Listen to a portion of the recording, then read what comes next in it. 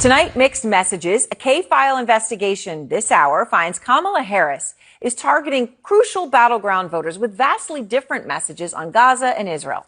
This ad is running in Michigan, which has the largest Arab population in America.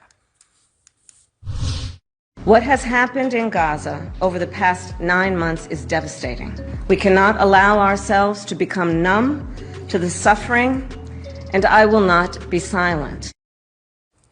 All right, well, it's a very different story for an ad in Pennsylvania targeting Jewish voters. Let me be clear.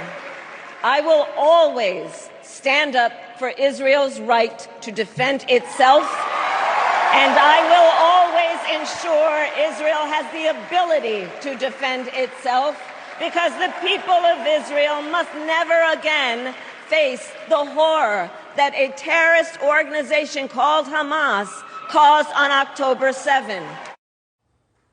Different message. Andrew Kaczynski is out front now. So, Andrew, those obviously do sound starkly different, to say the least.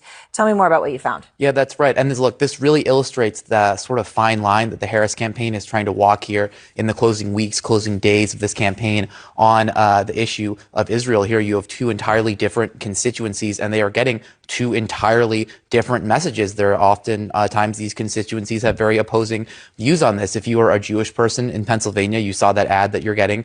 You are getting that ad that talks about how strong she is in Israel. If you're a Muslim voter in Michigan, you are getting that ad on Facebook that's talking about how she won't be silent on the issue of Gaza. Now, what's really interesting here is that ad that we just played, the one that's going to Jewish voters in Pennsylvania. Now, it sort of sounds like those two clips of her talking about Israel are together, but they actually cut part of it out. Take a listen to what they cut.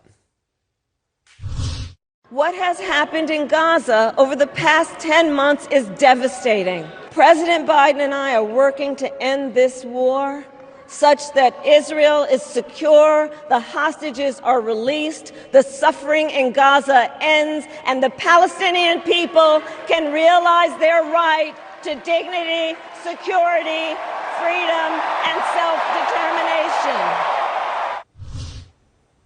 And you've seen, too, that they cut out that portion of the ad where they talked about Gaza from her DNC speech. Those two parts were together. They sliced them. They cut that part out. Now, look, she's also getting hammered a lot on this issue by Republicans. We talked just a couple days ago about how those robocalls were airing in Wisconsin that are made to sound like they're in support of Jill Stein, talking about her position on Gaza, saying that they're highlighting her pro-Israel position, and they're sort of trying to siphon those votes away from her. So this is a really delicate issue for her. Oh, it certainly is. I mean, the Palestinian people can realize their right to dignity, security, freedom, and self-determination being cut out.